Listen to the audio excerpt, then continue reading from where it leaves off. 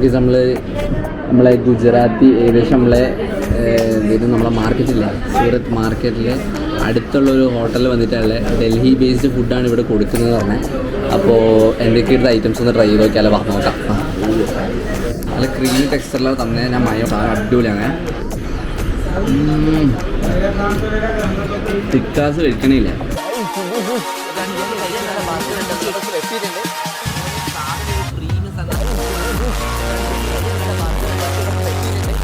ഇതാണ് ഇവരെ മെനു. സംഭവം കുറേ എന്തൊക്കെയോ ഉണ്ട്. കുറേ ഓർഡർ ചെയ്യാൻ വെച്ച് നോക്കുമ്പോൾ പലതും ഇല്ലയെന്ന് പറയുന്നത്. പക്ഷേ ഇവിടെ ഫാമിലി സെറ്റപ്പിനുള്ള സൗകര്യം കൊടുക്കുന്നുള്ളൂ കേട്ടോ. സംഭവം മൊത്തം ഫാമിലി സെറ്റപ്പിനുള്ള കാര്യങ്ങളാണ്. പിന്നെ ഇതാണ് ഇവരെ മെനു. ഞാൻ ഏകദേശം ഒരു എഗ് ഫ്രൈഡ് റൈസും പിന്നെ ചില്ലി ചിക്കനെന്ന് പറഞ്ഞാൽ ചില്ലി ചിക്കൻ ഇല്ലയെന്ന് പറഞ്ഞാൽ പിന്നെ ഒരു മലായി ഫിർണിയും പറഞ്ഞിട്ടുണ്ട്. നോക്കാം.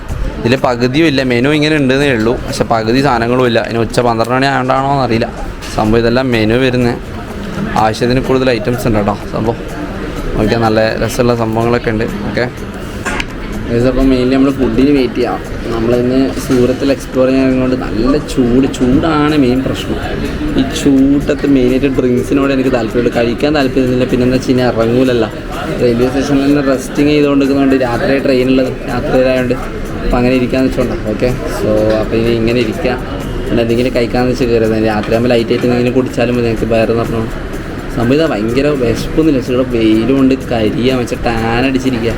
ഇനിയിപ്പോൾ ആ ഫ്രൈഡ് റൈസും അതുപോലെ തന്നെ എന്താ പറയുക ഫിർണിയും കൂടി വന്നിട്ടൊന്നൊന്ന് ഇങ്ങനെ ഇരിക്കണം. ഇത് താഴെ പോയിട്ടൊരു കരിമ്പ് ജ്യൂസും കൂടി കുടിക്കണം. എന്നിട്ട് എങ്ങനെയാണ് നോക്കണം സംഭവം എങ്ങനെ കഴിയും.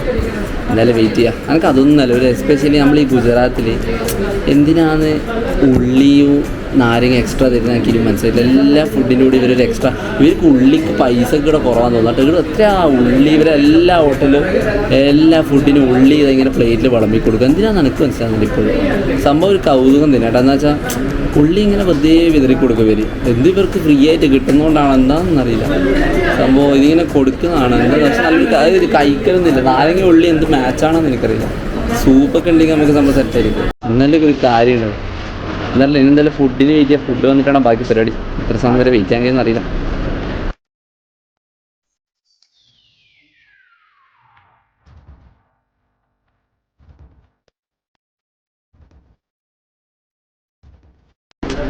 സോ കളർ കണ്ടിട്ട് ചാണകത്തിൽ മുക്കിയ ഫ്രൈഡ് റൈസ് കൊണ്ട് തോന്നുന്നു.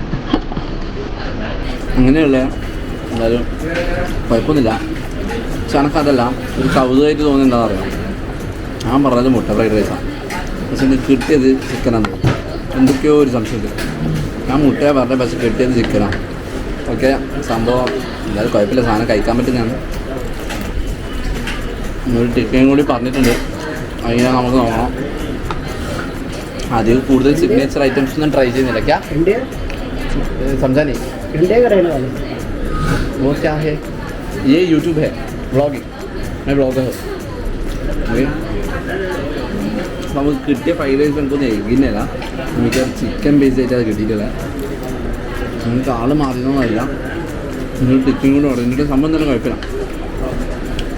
നമ്മൾ നെക്സ്റ്റ് ട്രിപ്പ് ഡൽഹി പോകുമ്പോൾ ഡൽഹിയിൽ കഴിക്കാൻ വേണ്ടിയിട്ട് പ്ലാനുണ്ട് കുറേ ഫുഡ് ഐറ്റംസ്. പക്ഷേ അന്ന് അവിടെ മതി കഴിക്കാനില്ല. അതിൻ്റെ ഒരു ഫുഡ് സ്ട്രീറ്റ് ബ്ലോഗ്സ് തന്നെ ചെയ്യാനുണ്ട് കുറേ. എന്തായാലും ഇൻഷാല്ലാ നമുക്ക് സെറ്റാക്കാം. ശരിപ്പം എന്തായാലും കഴിക്കുന്നുണ്ട്. കുഴപ്പമില്ല, നല്ല ടേസ്റ്റ് ഉണ്ട് കേട്ടോ. അപ്പോൾ 10 മിനിറ്റ് എടുക്കും നമ്മൾ മലയാളിക്ക് വരാൻ. 10 മിനിറ്റ് കൊണ്ട് നമുക്ക് ഫ്രൈഡ് റൈസ് കഴിച്ച് കൊടുക്കണം. എന്നിട്ടാണ് ബാക്കി പരിപാടി. ഓക്കെ, സോ അതും വെയിറ്റ് ചെയ്ത് നമ്മളെ മറ്റേ ഡെസേർട്ട് മലായി ഫിർണി അങ്ങനത്തെ പേര്. ഞാൻ എന്തോ വലിയ സാധനമാണെന്ന് വിചാരിച്ച്, പക്ഷെ സംഭവം നമ്മൾ നാട്ടിൽ കിട്ടുന്ന തരിക്കനി സാധനമാണ്. വേറൊരു വ്യത്യാസമില്ല കേട്ടോ. തരിക്കനിൻ്റെ അതേ സാധനം തന്നെയാണ് നാട്ടിൽ കിട്ടുന്നത്. എന്നുവെച്ചാൽ ആ ഒരു സാധനം എന്തോ ബദാം കുറച്ച് മുകളിൽ ഇട്ടിട്ടുണ്ട്, അത്രയേ ഉള്ളൂ. വേറെ വലിയ മധുരമൊന്നുമില്ല, അഡ്ജസ്റ്റബിൾ ചെയ്യാം. എന്നാലും വിശപ്പ് മാറ്റാൻ പറ്റി ചെറിയ 2-3 ഫുഡാണ് ട്രൈ ചെയ്തത് ഗുജറാത്തിൽ നിന്ന്. കഴിച്ചിൽ നമുക്കൊന്ന് റിവ്യൂ ഷെയർ ചെയ്യാൻ തോന്നുന്നു, അതുകൊണ്ട് ഷെയർ ചെയ്യും. നമ്മൾ അടുത്ത ഐറ്റം വന്നിട്ടുണ്ട് മലായി ടിക്ക. പക്ഷേ ഞാൻ പ്രതീക്ഷ ഐറ്റം തന്നെ, എനിക്ക് ആദ്യം ഓർമ്മ വന്നിട്ടില്ല. എന്താ ഞാൻ ഓർഡർ ചെയ്ത്. നല്ല ചൂടുണ്ട് സംഭവം. വേണ്ട, നല്ല ക്രീമി ടെക്സ്ചറിലാണ് തന്നെ. ഞാൻ മയോണൈസ് പ്രതീക്ഷിച്ചിരുന്നു, പക്ഷെ അതുപോലെ തന്നല്ല.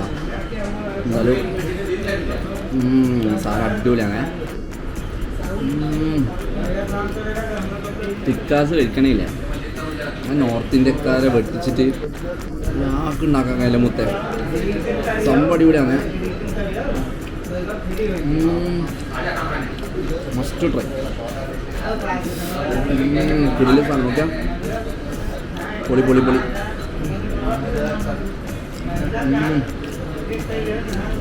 സംഭവം എന്തായാലും സ്മൂത്തായിരുന്നു. എനിക്കെന്നല്ല അതിൻ്റെ ഫ്ലേവർ നല്ല രീതിയിൽ പിടിച്ചു.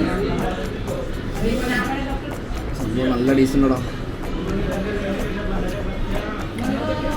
എന്തായാലും കഴിച്ചു നോക്ക്. ഇത്രയേ ഉള്ളൂ. അപ്പോൾ ജസ്റ്റ് ഒന്ന് കാണിച്ചാലെന്ന് വെച്ച് തിന്ന കാഴ്ചകൾ എന്താണ്. സോ നമ്മൾ യാത്രയിൽ ചെറിയൊരു ഫുഡ് ബ്ലോഗായിട്ട് ഇട്ടതാണ്. അപ്പോൾ എന്തായാലും ഗുജറാത്തിൻ്റെ അടുത്ത സീരീസ് ആയിട്ട് ഇങ്ങനെ കാണുന്നതായിട്ടും ബൈ. അപ്പോൾ ട്രൈ ചെയ്യാം, സബ് ചെയ്യാം, അത്ര തന്നെ. ഇനി വീഡിയോസൊക്കെ കാണണമെങ്കിൽ സബ്സ്ക്രൈബ് ചെയ്ത് ഇഷ്ടം. ഞാനും കഴിക്കട്ടെ.